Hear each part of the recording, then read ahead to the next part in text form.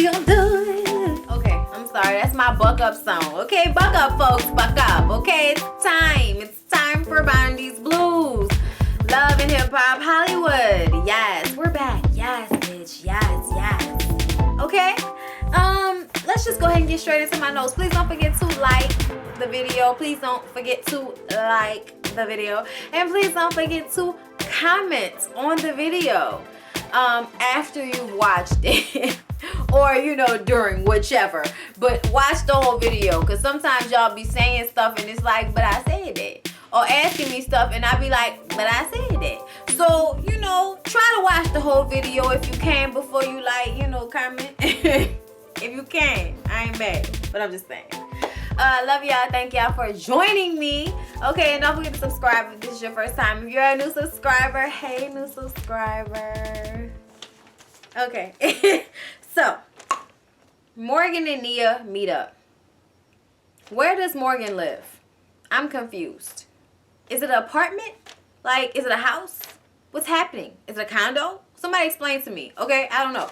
All I know is Morgan was giving me lesbian vibes, okay? When she was comforting Nia because Nia came over there crying.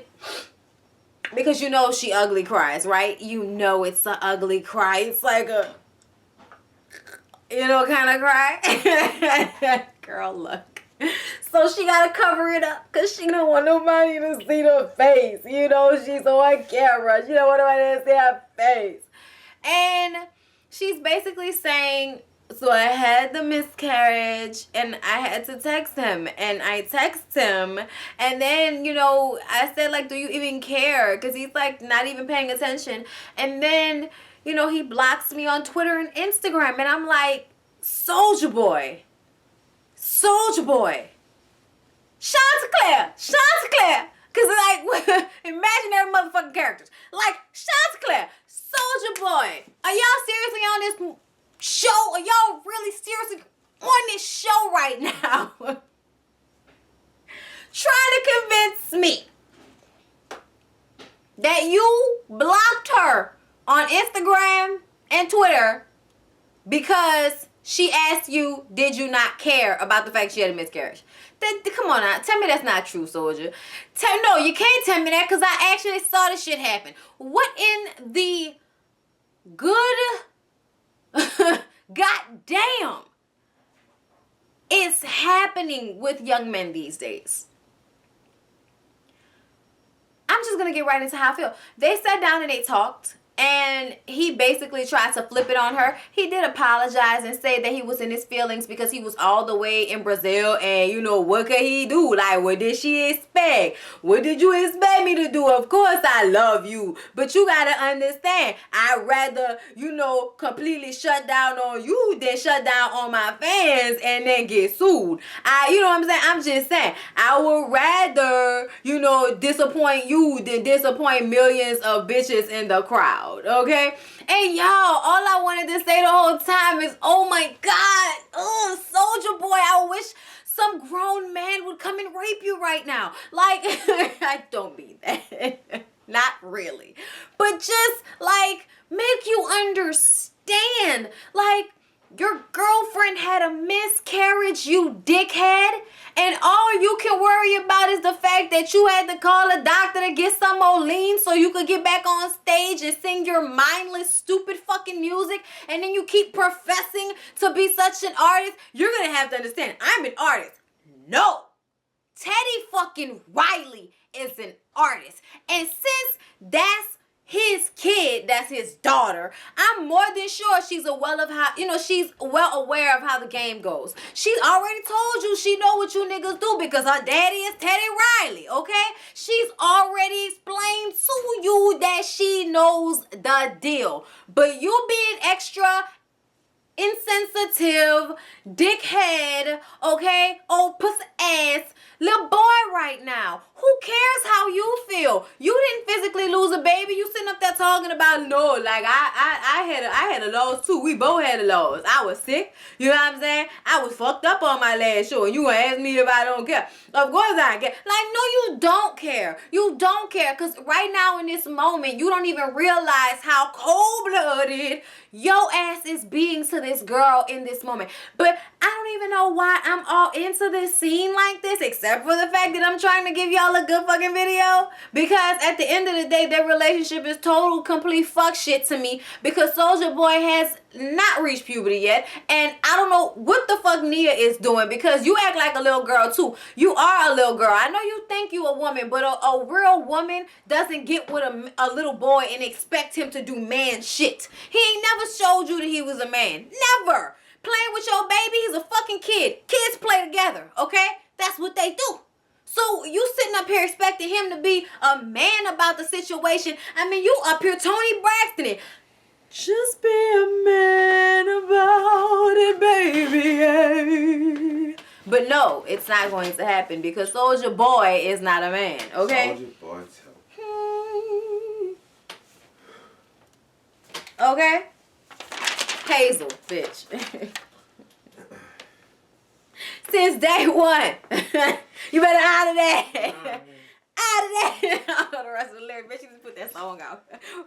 Berg, you fuck it up. You should have let her put that song out. Nigga was gonna go get that song. I'm telling you right now. I was gonna go pay 99 cents for that song. I was gonna pay 99 cents for the song. Just to play it in a fucking video. Just to play it in the video, and I wish somebody would say something. Music from the cast, bitch. I'm reviewing the show. VH1, give me the fucking copyright so I can go ahead and put that on there. I say, Hazel is in the studio with her manager, who looks like Dave Chappelle's little cousin. Okay, he hires the clock. And he's basically telling her after she complains about Masika and Berg and TT that, oh, you know that song with TT? Oh, you know that song with TT? Oh, you know that song with TT. Girl, please, get over it. He don't want you. You're supposed to be over it. So why are we still talking about this for another episode? This is episode 11, bitch. This is episode 11, and we realized he was playing you right around episode 1. So we want to understand, Hazel. We want to understand. Why? Why are we still going through this with you? Why?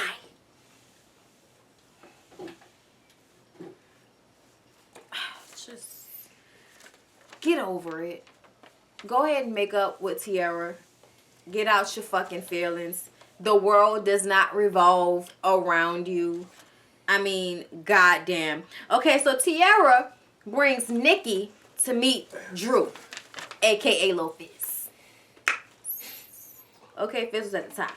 And Nikki starts off this conversation. First of all, let's talk for a second about why the fuck Tiara brings Lil Fizz on a date with Nikki. That was awkward as shit. Okay, y'all look like 3 old bitter maids sitting up there talking about how y'all exes played y'all dust. Okay, they don't want your ass no more. You know what I'm saying? They cheated on your ass. And my advice to each one of you is to go ahead and get the fuck over it. Okay, like nobody cares anymore. Okay, bitch, the fact that you got a picture of Masika in your phone ready and available to just pop up and bring, like just to say, you know, I look better than her. Like, you really don't have great self-esteem if you have to do shit like that, Nikki. I don't know if you know, but your thirst to prove that you are more attractive than Masika is very unattractive. Okay? Bitch, if you bad, just be bad. You don't have to say it. Just be it.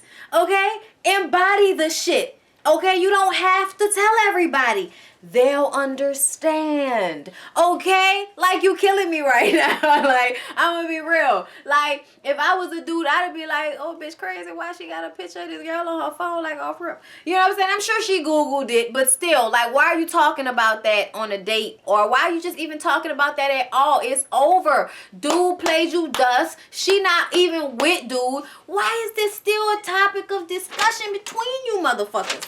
Like, oh my God. Tiara starts talking about Ray J, which is the only situation that's constantly happening, no matter what. They gonna talk this episode or next episode. They talk last episode. That situation is not completely over. But Nikki's Girl, I heard Molly Mal gave you a nice car after saying you were the scum of the fucking earth. I hope you enjoy the car.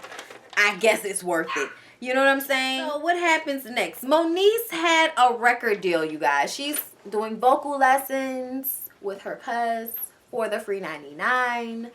And she's speaking of her record deal that she had, but things went south with that deal, and then she lost custody of her son, and then she had to move in with her parents, and then she moved in with this guy. It's strictly platonic, but she moves in with him, but he's like a total dick, so they don't get along. So she's trying to find another place, but she has her car so she can spend more time with her snuggle bunny son that she hardly ever sees. And in 5 years, she wants to have dildo sales, no jokes. She wants to be, you know, doing her music, maybe on tour, touring, maybe performing on stage, open mic night, maybe, okay? And then, you know, she wants to have like a better co-parenting relationship with Lil Fizz, okay? All right? And here's my thing, Moniece. Like, we're going to get into, like, what happened with you and Fizz later, because I need to look at those notes, okay? Y'all were really going in on one another. But here's my thing. I don't like that the main thing I heard in this entire scene was you put your son on the back burner for some fucking dildos. That is not what you do. When you're Candy Buress and you already have millions of dollars, you already have a steady paycheck coming in, and now you're on a platform to make a business work, then you come out with a dick line. And Candy, I'm gonna need for you to get the warm dicks if you don't already have them, okay? Take this bitch's idea, because she don't know what she doing, but it's a good idea, okay? Like, who doesn't want a warm one? Anyway, you know, it's more realistic, even though it's nothing like the real thing, baby, okay? Nothing like the real thing. Oh, okay? Tammy Terrell. So, I'm getting off subject. How the fuck you gonna be sitting up here worrying about having a dick line and all of this type of stuff, and you're not like a constant person in your son's life? From what Fizz explained in his confessional, he explained that, first of all, they had their baby. She had the baby for like the first 7 to 8 months. And then something happened where he had to take full custody. She didn't even have partial custody up until 2012. Where their son is 2 years old. So in 2012, she had partial custody and had the baby on the weekends, but she couldn't even handle that. And ever since then, she hasn't been doing anything. Like, y'all, my boo Brandy, yes, almost doesn't count. Okay. It had me thinking you were finally free. What was always missing for you, babe? You found it in me. But you can't get to heaven, of the ground. Y'all come on with me on this ride, okay? Don't fight it. Don't fight the ride, y'all. Don't y'all miss Brandy's music? Like, oh my gosh, she was the shit. Did this nigga just walk in the room with that? Really? Really? Why you stop doing the video, man? No, because I see that that's the J. Lore, and that's from the restaurant. Bruh, I love you. Shooting down. Y'all, J. Lore's this Chardonnay that we had at a restaurant the other night, and I don't normally drink Chardonnay, but it's good and it's strong, and it's like my man, good and strong. Anyway, I love him. Anyway, so yeah. I obviously wouldn't last on Love and Hip Hop. Bitch ain't got time for that. Anyway, so yo, Brandy tries to talk some sense into Ray J's ass, okay? And she tells him that all his issues are his fault. And can we just say for a second, Brandy, that fucking hair is everything. She also has like a kinky curly or, you know, like afro textured hair weave in. And it's gorge, okay? Can I just say that? It is gorge, okay? So she tells Ray J that, you know, both her and Mama Norwood, their mother, are concerned about Ray J's surroundings. And what that really means is they don't like Princess. They some Tierra lovers. So Ray J's like, y'all, I hate when he gets like all his emotions when he be talking. And now that he's gone through anger management, he's like trying to like whisper it out. Like, even though he's like basically saying the same shit the same way, if he's whispering it and his eyes are doing like the Denzel thing, he's smizing, then it's all good. So he says that he knows, like, it's the people around him, it's his entourage, but he also knows that he was wrong for what happened to Tierra, and he basically blames everything on Morgan and says that it's Morgan's fault because Morgan's always telling everybody's business. And, you know, Brandy is like, why is Morgan in everybody's business? See, this is what's happening right now. This public shenanigan is going to take place, and that is my word for your experience, okay? Public shenanigan, okay? Because somebody is in, okay, Princess's ear, and she's doing something that's gonna ruin y'all's relationship, okay? So, you know, I got your back, but I'm gonna keep my eye on you, okay? Keep my eye on you. All right? All right? Like this here. All right, so moving along, y'all. The cutest and best part of Love and Hip Hop Hollywood is April and Omarion, okay? Their little scene wasn't much. She was just basically telling her that she needs to stop expecting so much from her mom and give her mom a chance to be able to tell her what it is that happened, because she may not be ready. You don't know how fucked up this lady life done been before you came into the picture. And looking at her mama, I said her mom looked like she done had a hard life. So basically, you know, Omarion told her the same thing that a lot of us were saying in our reviews, that she just needs to give the mama a chance to get comfortable with telling her now that she knows it's like a real issue. And also, you know, that's not the type of conversation that your mama might want to have on camera. You know what I'm saying? That's some personal shit. Like, what if she had to say, you know, your daddy was a trick that I that I fell in love with or some shit. She don't want everybody to know her cooch business. You know what I'm saying? So I understand. But they basically in their conversation was saying, you know, they gonna have them some pre-6 week slurping popping off in this motherfucker. Okay? And toast to that. So Drew and Nikki go on a date. And surprisingly enough, as the conversation went on, she became more likable because his personality was forcing her to come down from all of this. Like, it was forcing her to kind of like lean into herself and seem more realistic as a person. It's really not just the fact that you look like you're talking through a mask. It's also, because I swear to God, the bitch face don't moving with that white eyeliner. I feel like I'm just talking like this with the eyes, and that, you know, she moving the eyes when ain't nothing else moving because it's a mask. You know what I'm saying? Any moment just take this shit off and the bitch face gonna move again. You know what I'm saying? Is it just me? Please tell me it's not just me. But in this scene, I actually like Nikki, okay? She told him that she doesn't have a problem with the fact that he has kids. Hell, everybody got kids these days. As long as the situation between the parents is cool, she's cool. And she even offers to, you know, maybe try out some Monice's hot dicks in her strip club. Because, you know, the strippers love sex toys. You know, you got to make this shit pop on stage. Yes, Sprite can.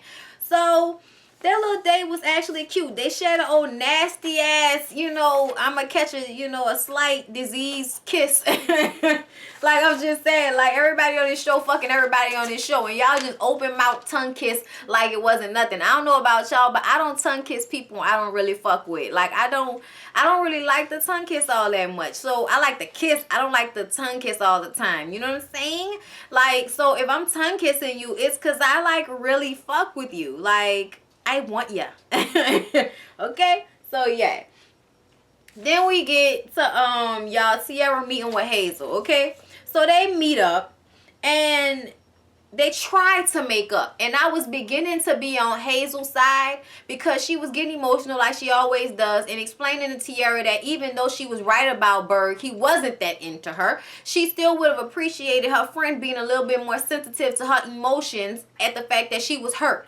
And at the end of the day, regardless of the fact that, yeah, okay, maybe Ray J really did love you, and that's not what Berg had with Hazel, she still felt hurt, and she's your friend. So you should have been showing her some fucking compassion, because you would want the same thing over there, crying and getting tattoos covered up and shit. Get the fuck out of here, Tiara. Like, I'm gonna tell you that right now, even in this conversation, you weren't giving a lot. And I can understand why, you know, she feels the way she feels, but at the same time, Hazel, you can't be asking people not to do fucking songs because you all in your feelings. That's not how that shit work, bruh. Like, you so wrong for putting an ultimatum on it. You don't really understand. Like, you still stuck on this nigga, because if you weren't stuck on him, it wouldn't even be a reason for you to be saying shit like that. You would just be like, girl, you better get that song out there, nigga. Get this song, get this money, do what you gotta do. Let me hear that shit when it's done. You know what I'm saying? It's nothing. Fuck him. You get that money. That's how you would feel if you really cared about your friend and the dude wasn't even, you know, an issue. But it seemed like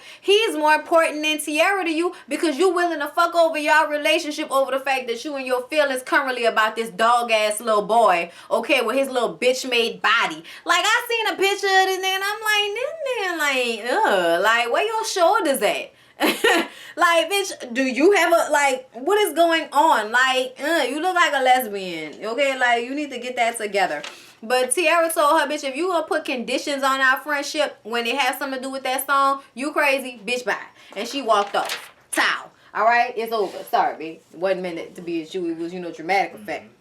So, Moniece and Drew meet up to talk about the fact that Moniece on the blogs running her mouth about Fizz beating her ass. I did see this particular blog. I need to know when the fuck are we putting this shit together, okay? When are these things happening? Because I feel like where we are right now in the season is like, but you know, after we had already started watching the episodes, because obviously they're having like a public reaction to shit, because Moniece feels like, you know, well, you know, I was feeling some type of way and I said what I had to say, just like when you feel some type of way, you say something. But ultimately, Moniece, I'm gonna have to agree with Fizz. I feel like you full of shit. Yes, you are not all to blame. It is not all on you. And I have stated that he is not as grown as he thinks he is. But at the same time, that temper tantrum that nigga had was much needed and much deserved. At the end of the day, it is his responsibility to take care of his kid, regardless of what the mama is doing, okay? Everybody expect moms to take care of their kids when these niggas run out. So I feel like you shouldn't be getting no cookies because you taking care of your son. That's not how the cookie crumbles, money, okay? But I do understand that being young and doing everything by yourself is very frustrating, and you have every right to go off on her because she's completely out of her fucking mind for sitting up there trying to lie and say that you putting hands on her and all of that.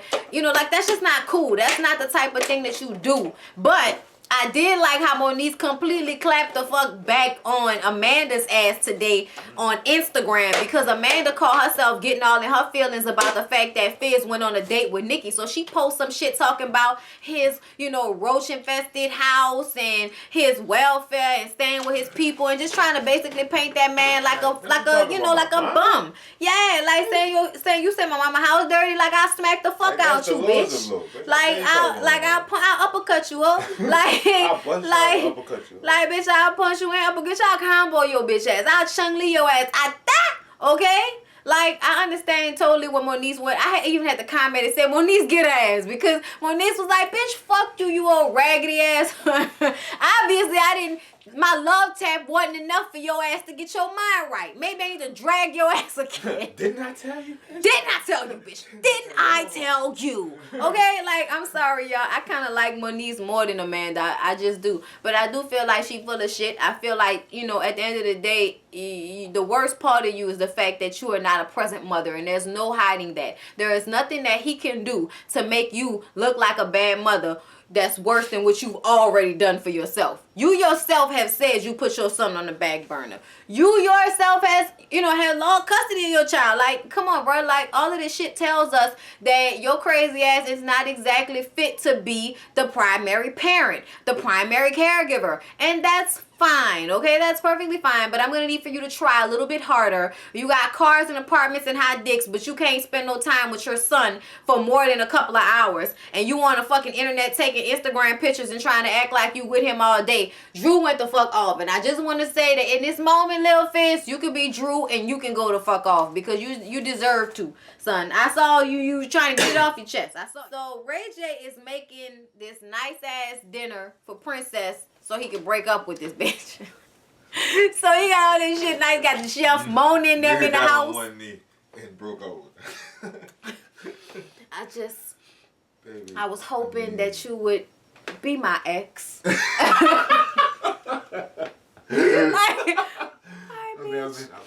like the way he tried to play it though. I'm gonna tell you how he tried to play it. Because when he talked to her, he was trying to make it seem like they was gonna resolve the issue. Like it really was never his intention for this to escalate to him having to kind of side push this hoe in the pool. Okay, which I was totally here for because she was doing the most. Bitch, I done presented you with all this lovely ass food and alcohol, and you gonna be throwing this shit in my face because I told you we can't be together after I found out that you on the phone telling my fucking business to everybody, including your ex-man Floyd, who I stole you from.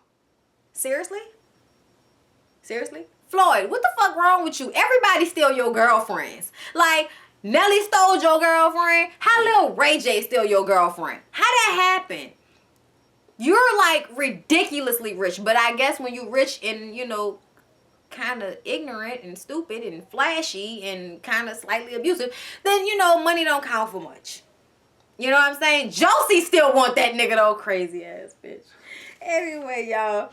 So, yeah, y'all, that's basically what happened with them two. He basically put it all on Morgan. Was like, I don't want you talking to Morgan.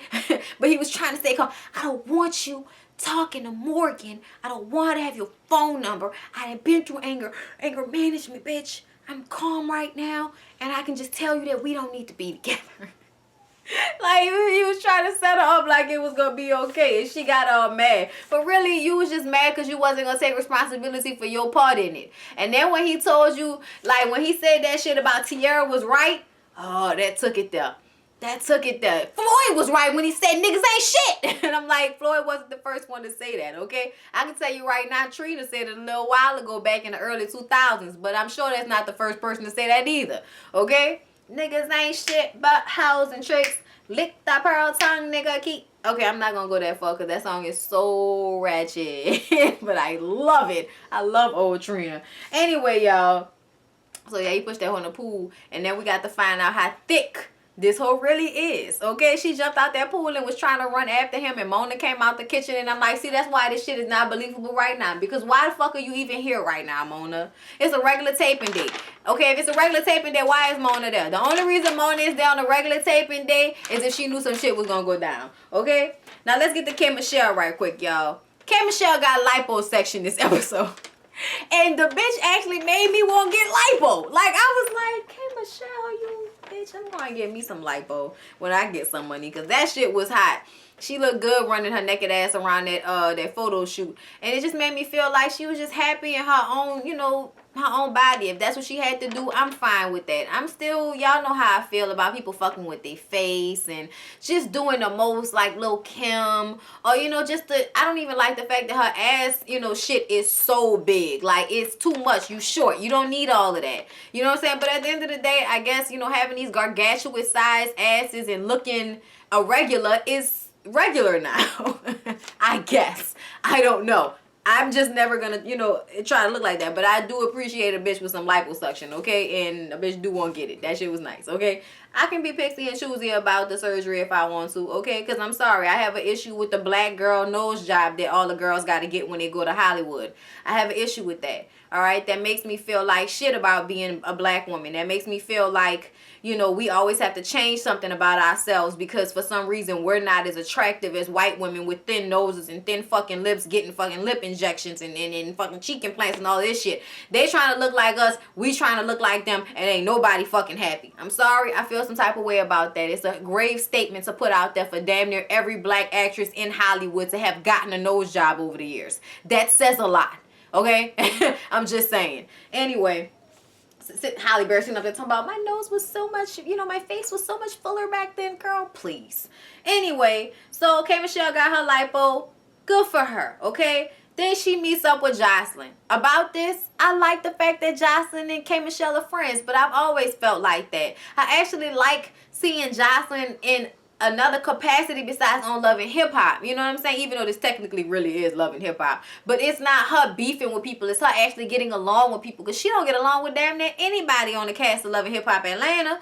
So it's nice to see her with somebody that, you know, doesn't have a problem with her. And it's not all of this tension in it. She doesn't have to act, you know, ignorant or go off on people. But she did ask K. Michelle if she ever had her man put gummy bears in her pussy.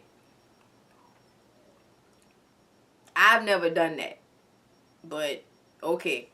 Bitch, you ain't never had gummy bears sucked out your pussy? What's wrong with you? Is that normal? Is that normal to put high fructose corn syrup in your coochie? I'm not here. What? Was it gluten-free? What? It better be hypoallergenic with no...